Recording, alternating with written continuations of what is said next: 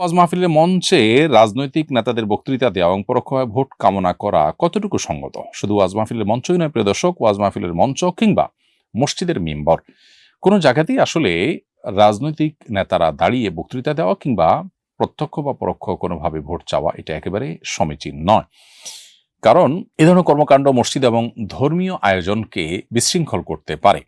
আমরা ইতিমধ্যে বিভিন্ন জায়গায় বিভিন্ন সময় দেখেছি যে রাজনৈতিক বক্তব্য যখন দিতে যায় কেউ, মানুষ হইচই করে, মানুষ প্রতিবাদ জানায়, কারণ বিভিন্ন রকমের বিভিন্ন মতের মানুষজন থাকে, তো অনুষ্ঠানের এবং সে আয়োজনের গাম্ভীর্যটা নষ্ট হয়। অতএব রাজনীতির জন্য আলাদা সভা সমাবেশ আমাদের দেশে যেতে হয়, ধর্মীয় অনুষ্ঠানগুলোতে তারা উপস্থিত হতে পারেন আলোচনা শোনার জন্য, কিন্তু সেখানে উঠে বা সেখানে উপস্থিত হয়ে রাজনৈতিক বক্তব্য দেওয়া কারোর জন্য উচিত নয়। কারণ এখানে যে কোনো এক পক্ষ যখন দিবে, তারা যত ভালো উদ্দেশ্য নিয়ে দেখ না কেন, তাদের প্রতিপক্ষরাও সেখানে কথা বলতে চাইবে, দিন শেষে সেটি হাঙ্গামার রাস্তা তৈরি করতে পারে। এই জন্য মসজিদ, মাদ্রাসা এবং ওয়াজ মাহফিলের মঞ্চগুলোকে আমরা নিরাপদ, সুশৃঙ্খল রাখা এটা আমাদের কর্তব্যের অংশ। এই জন্য প্রত্যেকেরই দায়িত্বশীল আচরণ এবং ভূমিকা রাখা দরকার। আমি একটা কোম্পানিতে কাজ করি যেখানে পশুদের খাবার তৈরি করা হয়, পশুদের খাবারে শূকরের মাংস ব্যবহৃত হয়। এই কোম্পানিতে চাকরি করা জায়েজ হচ্ছে কিনা? পশুদের খাবারে শূকরের মাংস ব্যবহার করা হয়, যেখানে শূকরের মাংসের ব্যবহার হয় ওখানে কাজ না করে আপনি যদি অন্য কোনো কাজ করেন যেখানে প্রত্যক্ষ পরোক্ষভাবে এর সাথে কোনো সম্পর্ক থাকে না, তাহলে সেটা জায়েজ হতে পারে। ধরুন কোম্পানিতে আরো প্রোডাক্ট আছে, সেই প্রোডাক্টের কাজ আপনি করেন, আর যদি সেটা না থাকে তাহলে এখানে আপনার জন্য জব করা জায়েজ হবে না। আমি ক্লাস 7-এর ছাত্র, সঙ্গীত ও শরীরচর্চা শিক্ষক নিয়োগের যৌক্তিকতা নিয়ে আমাদের গণিত টিচারের সঙ্গে আমার বাকবিতণ্ডা হয়। এক পর্যায়ে স্যার ইসলাম বিষয়ে বিরূপ মন্তব্য করেন, ফলে নিজেকে কন্ট্রোল করতে না পেরে হাতে থাকা স্কেল স্যারের দিকে নিক্ষেপ করি। স্যার আমাকে অভিশাপ দেন। জানতে চাই আমার কাজটি কি অন্যায় হয়েছে, আর এক্ষেত্রে আমাদের প্রতিক্রিয়া কি হওয়া উচিত? কোনো স্যার, কোনো টিচার বা কোনো সিনিয়র ব্যক্তি যদি কোনো অন্যায় কথা বলেন, আমরা অন্যায়ের প্রতিবাদ অবশ্যই করতে হবে। তবে আল্লাহ তাআলা আমাদেরকে শিক্ষা দিয়েছেন, ওয়াজাদিলহুম বিল্লাতি হিয়া আহসান। আহলে কিতাবদের সাথে পর্যন্ত আল্লাহ বলেছেন তাদের সাথে আমাদেরকে বিতর্ক করতে হবে সর্বোচ্চ সুন্দর উপায়। অতএব যুক্তি দিয়ে আমরা আমাদের বক্তব্য তুলে ধরবো, তার বক্তব্যের অসারতাকে প্রমাণ করব এবং তার বক্তব্যের খণ্ডন করব। কিন্তু তাই বলে তার দিকে কোনো কিছু ছুড়ে মারা আমাদের জন্য অনুচিত। কারণ সে তাকে আহত করতে পারে, তিনি ফিজিক্যালি অসুস্থ হতে পারেন বা ইনজুর্ড হতে পারেন, যেটার ফলে আমার উপরেও দায় আসতে পারে। তো আমরা বরং আমাদের কথার বিনিময়ে কথা, তার অযৌক্তিক কথার বিপরীতে আমরা আপনার যৌক্তিক কথা দিয়ে তাকে খণ্ডন করার চেষ্টা করবো। এটি আমাদের প্রতিক্রিয়া হওয়া উচিত। আল্লাহ তাআলা তাদেরকে হেদায়েত দান করুন, আমরা দোয়া করি। এরপরে প্রশ্ন হলো, আমি নিজ হাতে তাড়াই বাঁশের বাঁশি বানাই এবং বিক্রি করি। বাঁশি ও বাঁশির সুরের প্রতি আমার এক ধরনের ভালো লাগা কাজ করে। প্রশ্ন হলো, এই টাইপের বাঁশি বানানো এবং বিক্রির ব্যাপারে শরীয়তের কোনো নিষেধাজ্ঞা আছে কিনা?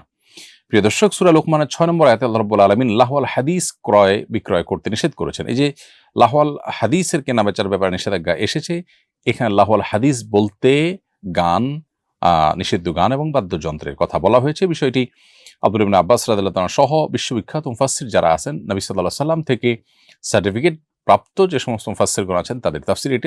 আব্দুল্লাহ ইবনে আব্বাস রাদিয়াল্লাহু তাআলা সহ অন্যান্য মুফাসসিরদের তাফসীরের কথা, আব্দুল মাসউদ রাদিয়াল্লাহু তাআলা সহ তাফসীরের কথা ইবনে কাসির সহ অন্যান্য তাফসীর গ্রন্থগুলোতে উল্লেখ করা হয়েছে। এবং বিশ্বের প্রায় সব আহলে সুন্নাত জামাতের উলামায়ে কেরাম একমত যে বাদ্যযন্ত্রের ব্যবহার করা হারাম, এবং যে সমস্ত গানের মধ্যে অশ্লীলতা আছে, যে সমস্ত গানের মধ্যে হারামের প্রতি আহ্বান আছে, সে সমস্ত গান খালি গলায় বলাও হারাম।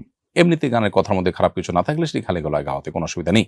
তো এই বাঁশি যেটা আপনি তৈরি করছেন, এটা যেহেতু বাদ্যযন্ত্রের কাজ দেয়, অতএব এটি আপনার ভালো লাগা কাজ করলেও আপনাকে বর্জন করতে হবে যে মুসলিম। এবং অনেক কিছু আমাদের কাছে ভালো লাগে যেটা আমাদের জন্য আসলে ক্ষতির কারণ হয়। ঠিক ছোট শিশুর মতো তার কাছে অনেক কিছু ভালো লাগে, আগুন লাল জ্বলছে হয়তো মোমবাতির মাথায়, সেটাও তার কাছে কিন্তু ভালো লাগে, ধরতে ইচ্ছা করে, কিন্তু তার জন্য সেটি ক্ষতিকর বটে। সো আল্লাহ রাব্বুল আলামিন যেটা আমাদের জন্য নিষেধ করেছেন সেটা আমাদেরকে ক্ষতিগ্রস্ত করবে। এই বাদ্যযন্ত্রের তাল, এটা লয়, এটি আমাদের মধ্যে শয়তানের সাথে কানেকশন হওয়ার একটা পথ আমাদের মধ্যে তৈরি করে দেয় এবং স্পিরিচুয়ালি আমরা ক্ষতিগ্রস্ত হই। আপনি দেখবেন যে এগুলোতে যারা আসক্ত তারা দিনের পথে খুব বেশি ফিরে আসতে পারেন না, বরং যত শিরক আছে, যত পুজো আছে, এগুলোর অপরিহার্য আইটেমই হলো এই বাদ্যযন্ত্র। অতএব একজন মুসলিম এগুলো থেকে অবশ্যই বেঁচে থাকতে হবে এবং তার ইমানের বিষয়টি যে আল্লাহ যা আমাদের হারাম করেছেন সেটা থেকে আমাদেরকে দূরে থাকতে হবে। এরপরে প্রশ্ন হলো, আমি মোবাইল ফোনের সফটওয়্যার আনলক বা রিকভারির কাজ করি এমনও গ্রাহক আমার কাছে আসতে পারে যে প্রকৃত মালিক নয়, হয়তো নিজে চুরি করেছে কিংবা চোরাই মার্কেট থেকে কিনে আনলক করার জন্য আমার কাছে নিয়ে এসেছে। এক্ষেত্রে মোবাইল আনলক বা রিকভারির কাজ করার বিধান আমি জানতে চাই। প্রিয় দর্শক, মৌলিকভাবে মোবাইল আনলক করা কিংবা রিকভারি কাজ করা এটা হালাল, এটা কোনো হারাম বিষয় নয়। আপনার কাছে কোনো কাস্টমার যখন আসে তখন আপনি কাস্টমারকে সন্দেহে বসে জিজ্ঞেস করতে বাধ্য নন যে ভাই এটা কি আপনার নিজের কিনা। তবে যদি কোনো কাস্টমার বারবার আসে এবং সন্দেহ হয় যে লোক চোরাই করা মাল নিয়ে আসে বা চুরি করে মাল নিয়ে আসে, কারণ একই লোক বারবার বিভিন্ন রকমের ফোন নিয়ে আসা এটা নিশ্চয় ভালো আলামত নয়। এরকম কোনো আলামত যদি দেখে আপনার কাছে স্পষ্ট হয় তাহলে সেক্ষেত্রে আপনি সেটা সারবেন না, কারণ সেটা সারলে তখন সেটা চুরির কাজে সহায়তা শামিল হবে। এছাড়া আপনি সাধারণ কাস্টমারদেরকে সন্দেহ করা কিংবা তাদেরকে জিজ্ঞেস করার কোনোটি কিন্তু আপনার জন্য আবশ্যক নয়। আমি যুক্তরাজ্য প্রবাসী, আমি কেবলা দেখার জন্য একটি অ্যাপ ব্যবহার করি, পরে অন্য একটি অ্যাপ দেখে বুঝেছি আমি গত 3 মাস ভুল দিকে নামাজ পড়েছিলাম। এখন জানতে চাই গত 3 মাস ভুল অ্যাপের নির্দেশনা যেসব নামাজ পড়েছি তাকে পুনরায় আদায় করতে হবে?